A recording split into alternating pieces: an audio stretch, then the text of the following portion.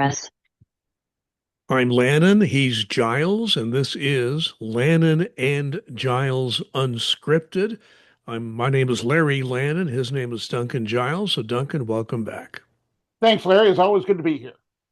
Well, I got a couple of things I want to talk about at the outset here. Number one, you're dealing with an old guy in his 70s here. Sometimes I do misspeak, and last week I made a pretty big error. I was talking about the new tax laws that were coming into effect as a result of that most recent bill that passed Congress and was signed into law. I meant to say 2025 and 2028. I said 2005 and 2008. So, Duncan, I was only off by 25 years. Yeah, I heard it and I was just letting it go because I figured everybody would know exactly what you're talking about. So anyway, with the Actually, 20 years. So I'm already making mistakes again. See, we're going to have another errata sheet for the next week. But Duncan, I probably should have talked to you about this, off the air, off the podcast, but there is something, pretty serious that we do need to talk about because, last week we had a serious technical error.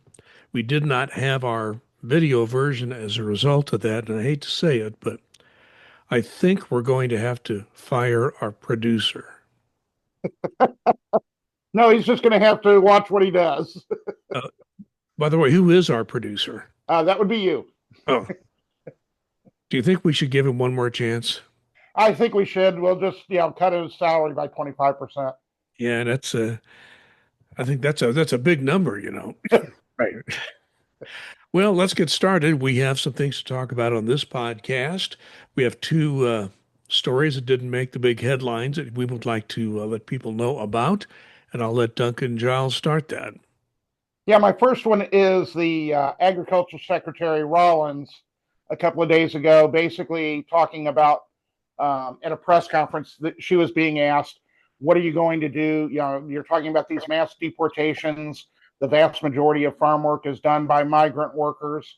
How are you going to replace that if they're undocumented and removed? And her basic comment was, well, we're going to do more automation. And, there are an awful lot of able-bodied people on Medicaid right now, and we'll just have them do the work. There are millions of Americans that are able-bodied on Medicaid, and they should be the ones doing the work. Now, I don't know about you, Larry, but the logistics of this just blow me away. Are you supposed to transport the people to these farms? How are you going to do it? Are you setting up tent cities? I mean, is this going to be mandatory work? How would that even work? And, the reason that these jobs are open to migrants is the fact that Americans do not, as a rule, want to do it. It is hard, backbreaking work for the most part that this type of work is being done. And migrants have been doing this work for decades, literally several decades. And for, this to come out and her to say, then she backtracked a little bit and said, well, we're going to be working with our folks and making sure that America's food supply is not interrupted. But still, to say a statement like that and basically have that kind of thing out in the air is just, to me, unconceivable. Duncan, we're in an era now where, talking points are put together based on like focus groups and what the public will like to hear. And one thing that's been a talking point over all this by some politicians is that, well, there are people on Medicaid who are able-bodied and are not working. But or they're sitting in their basement and playing with their computers all day. The fact is, most people on Medicaid are very ill, or students, or taking care of children, or taking care of somebody else who needs. So there are virtually an infinitesimal number of people who are, you can define able-bodied the way you want, but any reasonable way of defining that. So I think that that just doesn't work when it comes down to it. It just works for certain politicians who are trying to sell this, saying, well, we got all these able-bodied people on Medicaid when the facts say something quite different. My first story has to do with the news business. This has been a crusade of mine for a long time. We have far fewer local journalism we've ever had in the history of this nation. And Brian Stelter is the media reporter for CNN. He works, he publishes online and works on the air and talks about these issues. And there's a new report that came out on something called muckrack.com. It's a new study of local news. Get this, and I'm going to use some numbers, but I want to put them into context. I'm not going to throw too many numbers at you today, I hope. But in the last 25 years, since the turn of the century, the number of local news journalists working in the United States has dropped by 75%. Think about that. 75%. Now, you and I both used to work in government. There's something they used to call full-time equivalents. That means you've got people working in the agency, but you got people working part-time, seasonal, working part of the year. So you try to figure out staffing by what would be full-time equivalents, because not everybody is working full-time. So they kind of came up with a number very much like full-time equivalents for journalists. At the turn of the century, there were 40 journalists for every 100,000 residents in the United States. 25 years later, 8.2 journalists per 100,000 people. There are more than 1,000 counties in the United States. That's a third of all of our counties.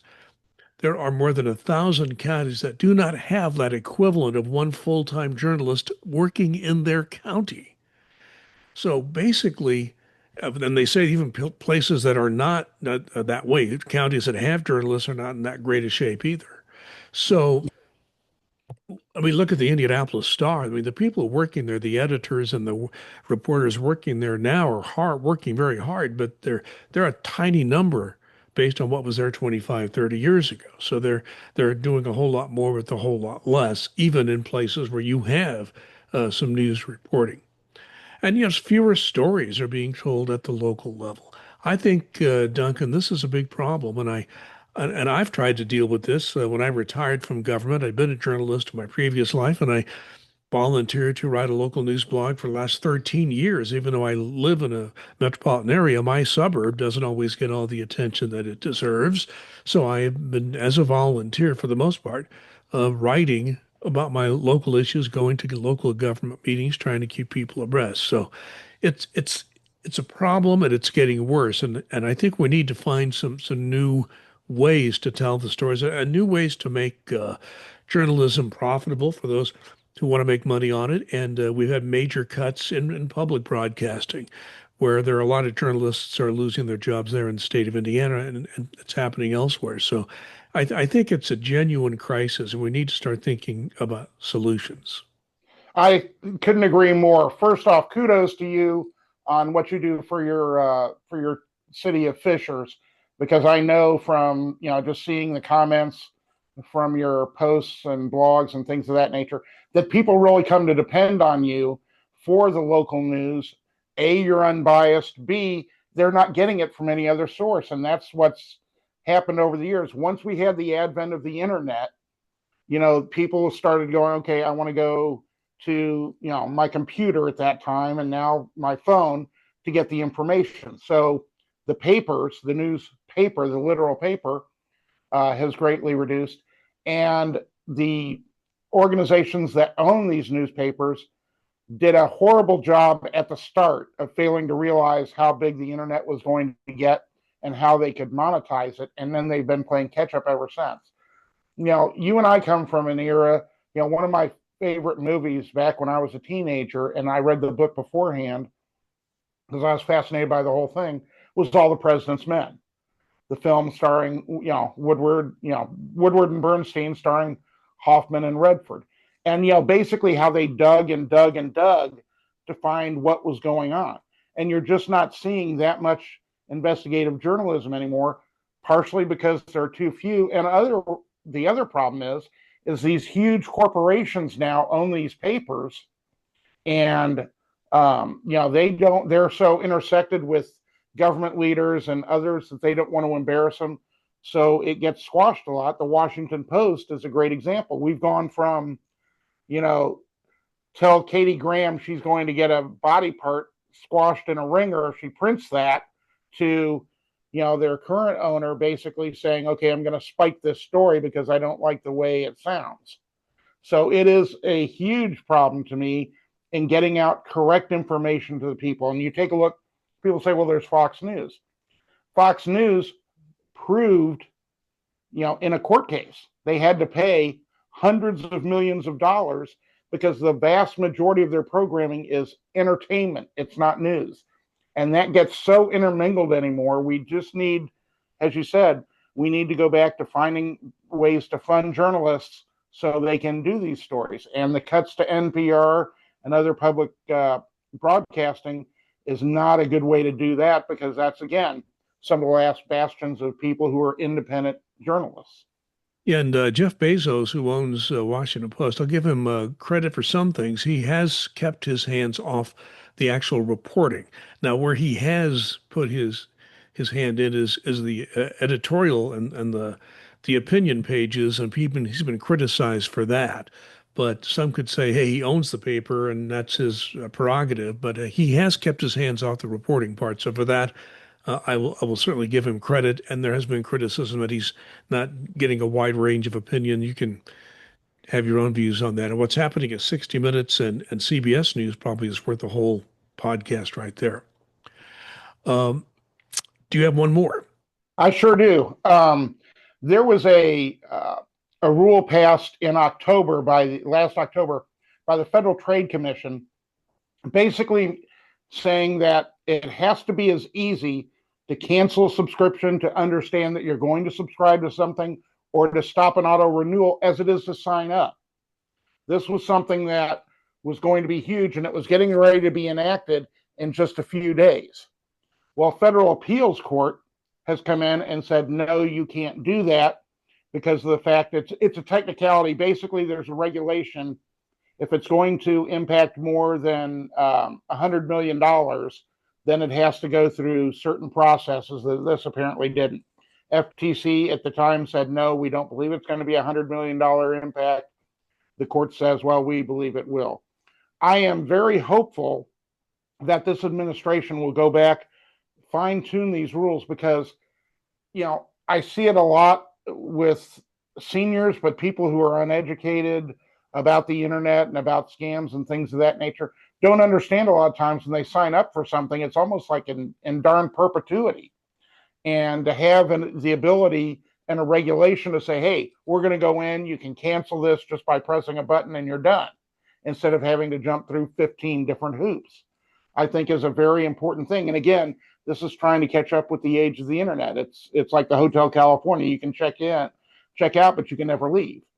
And so we want to make sure that, we have these types of abilities, and that's what the government should be doing, is protecting the interests of the people. And I think this is a very big one to try and make sure that this does get rectified. When I realized this was a big problem is when I found out that there are people who charge others a fee to go in and figure out a way to cancel their subscriptions. Why? Why, I mean, if they want to make money doing that, but why do we need that? I think that makes the point. Duncan, you and I both dealt with something in our past lives of working, groups called performing rights organizations. I dealt with it programming radio stations. You dealt with it as a bar restaurant manager. Performing rights organizations, when I was in radio broadcasting, there were two of them, BMI and ASCAP. And those two organizations, and I'm not going to complain about that because their job is to make sure that people who write music get credit and the royalties they are due. I have no problem with that. But since I've been in broadcasting, a new group came in, CSAC. So there were three of them for a number of years. That has all changed. I believe there are now 20 performing rights organizations. The big ones are still BMI, ASCAP, and CSAC, but there's global music rights, there's pro music rights, there's all track, and a whole long list of smaller ones than that. And where it's really having an impact, Duncan, is in the bar and restaurant business. Because right now, the National Restaurant Association is saying that if you have this is a small bar restaurant establishment, how much you pay for music licenses in a year? $4,500. Wow. 4,500. Now, you ran these organizations. I mean, bars and restaurants, you don't have high markups. You don't have No. big margins, right? Yet, so $4,500 a year is a big expense for a bar restaurant. And some businesses are saying that the increase that they're paying in various businesses that have to pay these royalties are going up 200 to 400% Hmm. just in the last few years. But let's say you are charged, let's say as a bar or a restaurant, with infringement on this. It Yeah. can cost you $150,000. And if you fight it, you've got to pay lawyers to fight it, which might cost you that much anyway. So this whole growth in the number of them has just made everything more complicated, more expensive. And Duncan, I think what may end up happening, and this will be bad for, I think, the bar restaurant business and for the customers, I think more of them are just going to stop playing music or play music that is not copyrighted, which is not anywhere near the quality you would get with copyrighted music. So I am worried that we may be eating in silence. Yeah, I think that that's very accurate. Yeah, I had no idea that there were like 20 organizations now. The two big ones you mentioned at the start, I was familiar with. Um, yeah, because again, this is an internet issue because there are so many different people releasing them, not on regular record labels. That they're going via internet streaming, those types of things. And so I guess there are different types to collect them. But these types of issues go way, way back. Um, one of my favorite shows, and I'm betting when I mention it, it'll be one of yours as well. WKRP in Cincinnati. It was a great show, but they couldn't do reruns for so long because of the music that they played.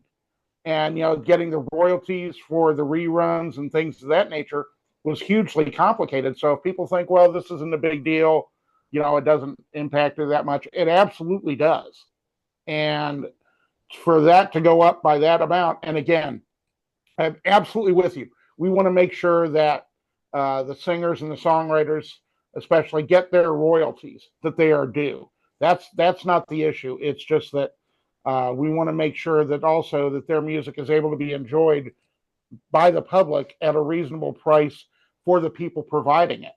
And this could be a huge issue. And like you said, we could end up, eating in silence, and there could be a lot of bar restaurants that have a lot of dancing and things of that nature that will basically have to retool just because they can't do this. There was a fellow who did a documentary film several years ago about the late 1960s, early 70s. It was called Indie Radio Wars. And it was about the fact that WIFE radio had been the top rock and roll station in Indianapolis for most of the 60s. Then an FM station came on the air, WNAP, and started competing with Wife. And that's what they call the radio wars. And there were some really interesting personnel. I won't get into that. It was a great documentary, but I heard him speak, and the man who did it talked about the fact that he could release it a lot of different ways, but releasing it in a DVD, CD form, whatever, compact disc form was very difficult because of the royalties. And that he finally did put it out that way, but it took a long time and lots of lawyering to get that done. Also, I remember one other thing. When I programmed radio stations, BMI would send you, they would tell you, okay, you, the radio station, have to keep a log for an entire week of every song you play and who wrote it. And this is back in the old vinyl days, and all the records had, obviously the artist, and in parentheses, you'd have the people who wrote the song. And you had to write all that down. Well, when you're running a radio station, you're on the air, you're keeping an FCC log, you're running commercials, you're doing a lot and trying to, present a show on radio. Doing a BMI log was really hard. And not only that, you'd get a BMI log, then ASCAP would send you a letter from their lawyers saying, if you get a BMI log, just don't do it. It's like, okay, they're fighting each other all the time. Of course, our lawyers said, go ahead and do it. So we went in and did it. Let's move to our major issue. And today's major issue in our podcast will be mental health. Mental health is something that you know about, Duncan, because your daughter works in that field. I live in the city of Fishers, and when we went from a town to a city, Our mayor became a man named Scott Fadness, who's been our mayor, the only mayor we've had since we became a city for the past 10 years. And his major issue all 10 years has been mental health, and he's worked on this very hard.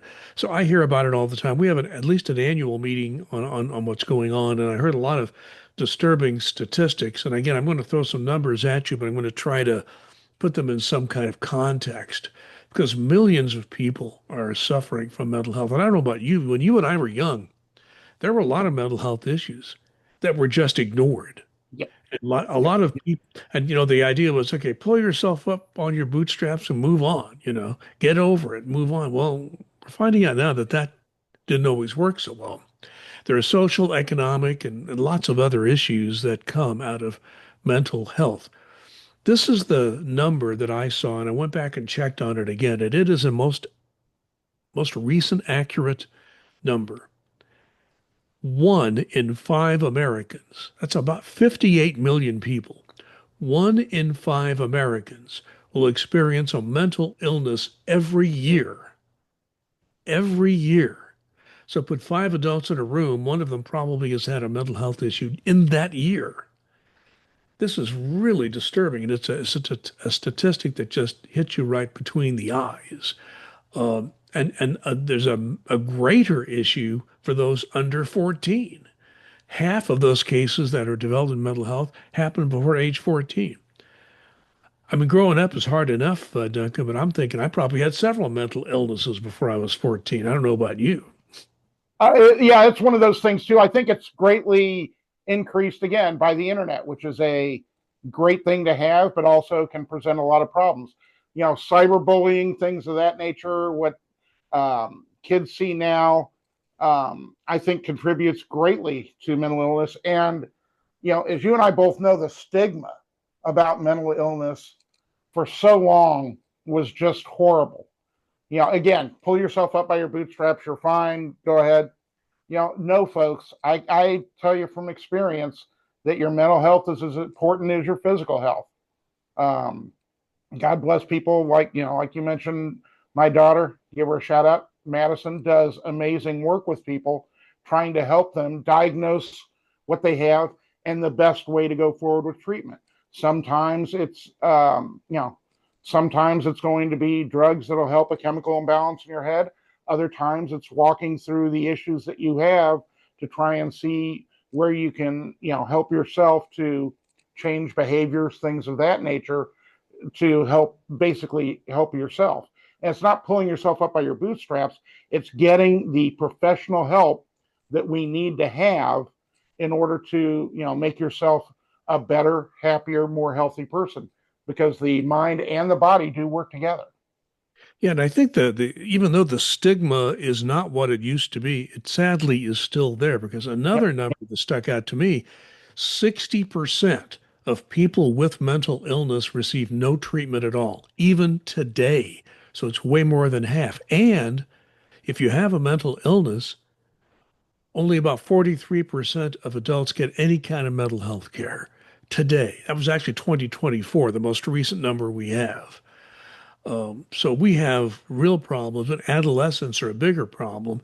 And let's say you have depression is ugly. I've known people that have had depression. It is an ugly, ugly thing, and it is an illness, mental illness. But I think it comes out most of the time. It's an imbalance in your body. Yep. It is a chemical imbalance in your body, and medical science is getting better. I mean, it's kind of like you know, Columbus going on the Mayflower, not the Mayflower, but Columbus trying to go, not knowing where he's going to go in his ship because, we're trying all sorts of things medically, and sometimes it works and sometimes it doesn't. And sometimes a physician or a mental health specialist will just try different drugs to see what will work or different treatments that will see what will work because not the same thing works for everybody. And that goes with medications and just other types of treatment.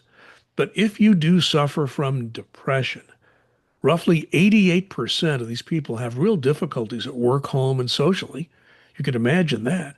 And I don't know about you, but this also has an impact on substance abuse because a lot of people with depression, they don't get treated, so they self-medicate. Yep. Then they end up with substance abuse problems. Here's a statistic. It surprised me, Duncan. Tell me what you think, because I did not expect to see this.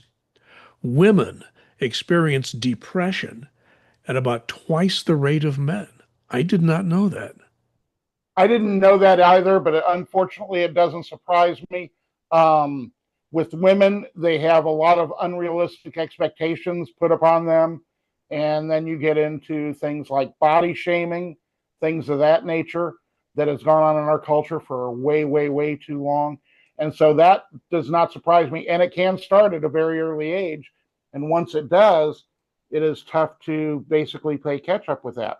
And circumstances can play a part in it as well. I know and I see online. I belong to several different types of forums for federal employees who've lost their jobs through no fault of their own. This morning, they're expecting, um, more than 1,000 folks from the State Department to be told, "Sorry, you have no more job. We're basically eliminating it," and that absolutely can send you into a spiral. So, even if you're on the edge with an imbalance, something like that can definitely push you over. So it's something where, we need to be more respectful of people who have illnesses, make sure that they can get the treatment that they need. I am very happy that most insurers for businesses are now doing more and more for mental health visits as well as physical, covering that sort of thing because it's absolutely needed. Um, when I talk in generalities with Madison about some of the issues that she encounters, it's just heartbreaking sometimes to hear about this stuff, and the work that she's doing to try and help these people get out of a pit that they're in through no fault of their own. Like you said, the chemical imbalances, things of that nature, or the issues that they've had, traumatic issues that they've had in their youth that have never gotten resolved because they were told to pull themselves up by the bootstraps and go on. So it's just a combination of factors. But yeah, women being depressed more than men. Um, I think also you have a lot of men who may be depressed who don't want to admit it because in this our culture again, is it shameful to admit that you're could be suffering from depression? Well, just shake yourself out of it and get up and go on. No, that's not the answer. Duncan, there's been, this will be the last statistic I'll throw out on this at the moment, but there was a worldwide study recently done, and the worldwide study came up with 800 million people suffering from mental health problems around the world. And of those 800 million, 322 million suffer from depression. You wonder how many of those people ever get mental health treatment. Now, I understand that there are parts of the world that do an excellent job. Canada, Western Europe, parts of Australia do an excellent job treating mental health. Sadly, America does not have a terrific uh, record on this. We're doing better, we're getting better, but we are nowhere near some parts of the world. There are other parts of the world which you good luck trying to find any kind of mental health treatment. But even with all that, Duncan, I do want to give people a glimmer of hope because there are some very good things being done around America. One of the best models that I hope people will take and use elsewhere is in Denver, Colorado. There's a place called Mind Renewal Behavioral Health Services. It's based in Colorado Springs, but they're largely in Denver as well. And they look at diverse communities that tend to have a higher level of this: Latino, veterans, LGBTQ plus communities. All those people do tend to have higher levels of mental health issues, and they will treat anybody, but they're specifically looking at those because they have bigger needs. There's another organization called Mental Health America, which is pushing better treatment around the country. Also, this new 988 lifeline. We've had 911 for years for emergencies. Now there's a suicide helpline 988, which I think has done a great job. And there's something else that we're beginning to see, and I hope it continues to grow. They're called Certified Community Behavioral Health Clinics. Big name. It just simply means these are services you can use 24/7. It's kind of like having an emergency room. You have that for most illnesses, but should you have something for mental illnesses themselves? I mean, some emergency rooms are better equipped to handle a mental health issue than others. So I think right now, Duncan, we have hope that progress is being made. Public awareness is at its highest level now, even though it's not as high as it should be. Any final thoughts on the state of mental health in America? No, like you said, we're going in the right direction, but we have a long way to go to erase the stigma. And that was one of the things that I really loved about the Cold Slate owner Jim Irsay, who would basically say what's on his mind, God, right or wrong. God bless him. He would have said what's on his mind. And one of the big things for him and the Indianapolis Colts organization was, stop the stigma. And basically, it was Jim realized he had mental health issues, and he wanted to make sure that other people got the attention and got it addressed. And so he made himself an example and, put the Colts organization behind it. So the more types of things that we can have of that type of nature, I think is absolutely fantastic, because this is not something that's going to go away. We're working towards, not exactly, it's cures is the wrong word, but basically ways to be able to help folks who have these types of illnesses in a way that doesn't debilitate them. Because there's some medications out there for mental illness that people say, well, if I take it, I feel like I'm in a fog, things of that nature. That we're trying to get it where they can live normal, productive lives, and maybe not eliminate it, but push it further into the background where it doesn't basically overwhelm them. Yeah, and there's some great medical research being done on this, and I would hope that with all the cuts we've seen in medical research, that continues because uh, there's more medication and treatment now being available, made available to people that just wasn't there before. So let's hope that we're in the right direction. And I just thought it was worth talking about because it's such a big issue everywhere. What I'd like to do is move on to our Critics Corner, and I have a Critics Corner I'd like to do for you.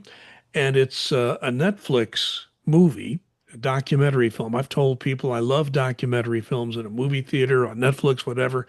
I just love good documentaries. And this one I'm going to review is a good one. It's called Titan, the Ocean Gate Submersible Disaster. Now, some of you may remember this. It happened a couple of years ago. There was a man by the name of Stockton Rush. He came from a very wealthy family, went to an Ivy League school, had a lot of money, but he craved more than money. I think he craved recognition and fame. He wanted fame and he got it, but it didn't end well for him, as many of you may already know. What he did is he put together what's called a submersive. I guess it's kind of like a mini submarine. It's the best way I can describe it. And he took this submersive and he wanted to take it deep into the ocean.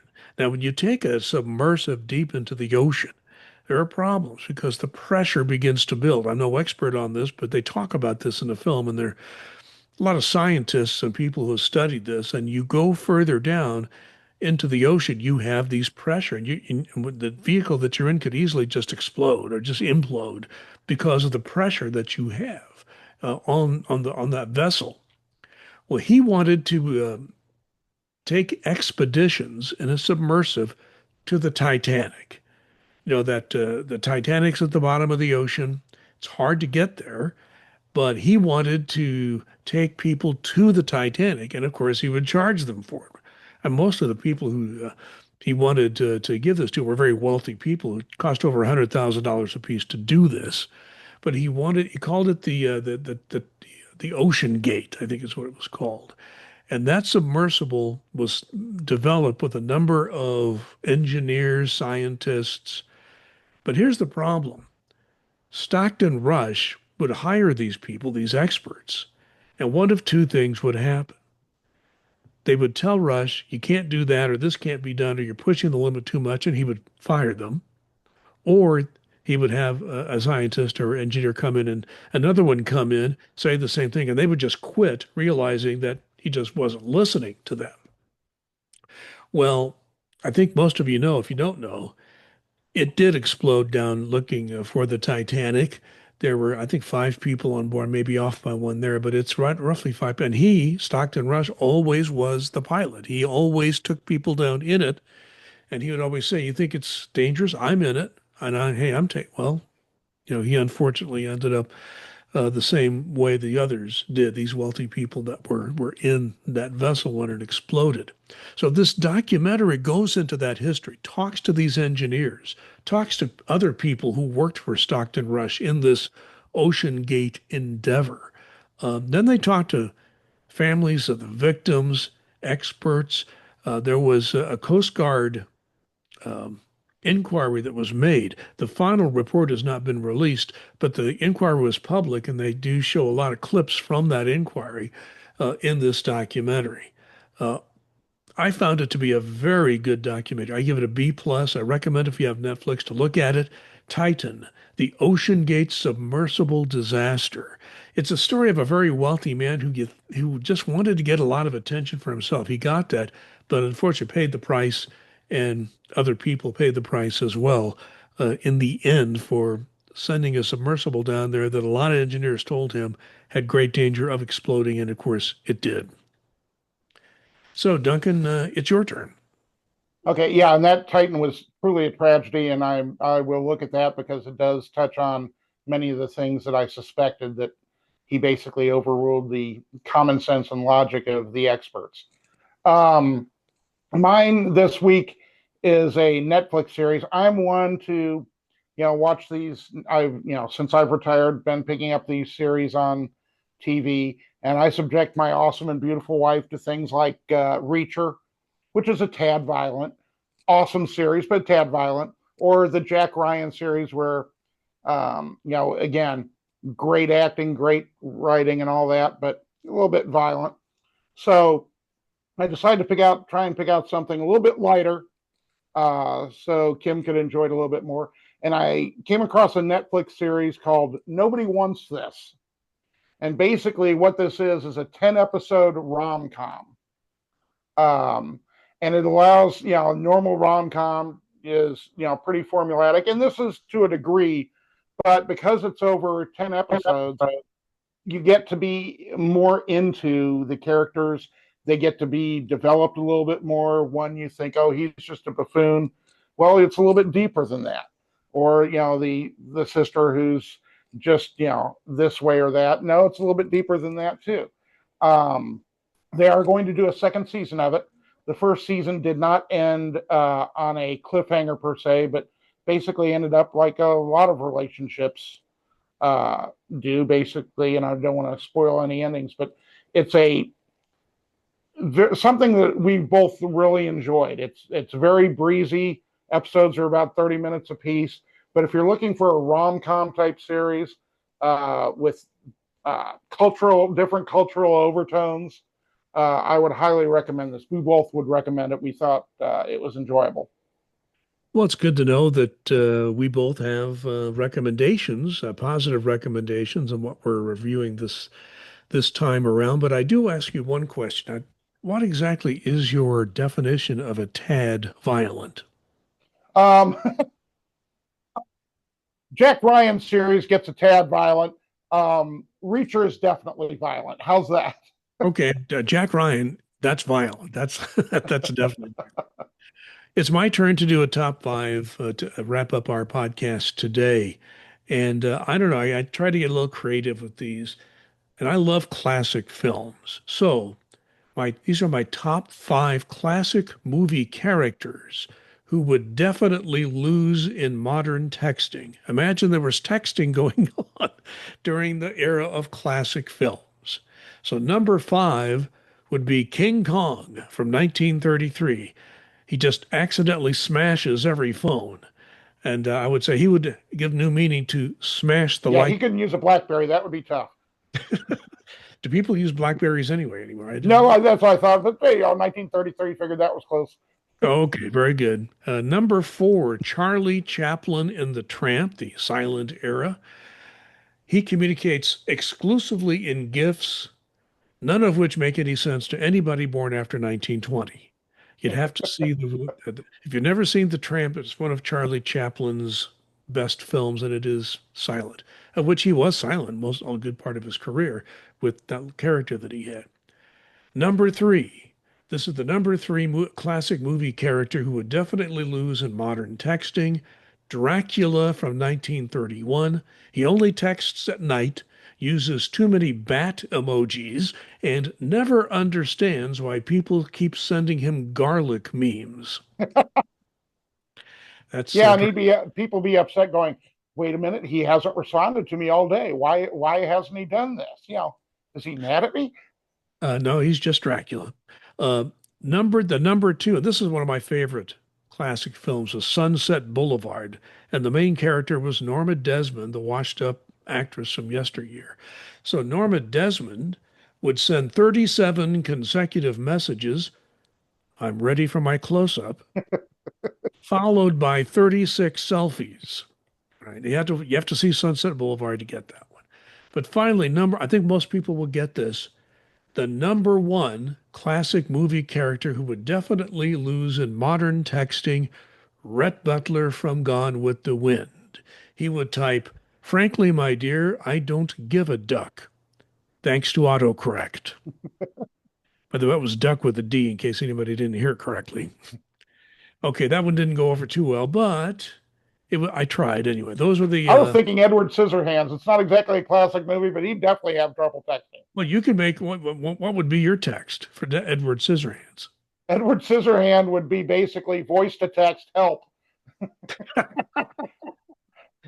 Assuming that the phone was still working at that point. There you go. Well, once again, we appreciate everybody watching and listening. You can subscribe if you like. We would always appreciate that. Whether you watch on audio or video, there's always a way to subscribe on whatever platform you're listening to on video or on audio. On video on YouTube, you can always hit the subscribe and like button. So we appreciate the fact that you're with us. We'll be back next week if all goes well. So again, this is Unscripted.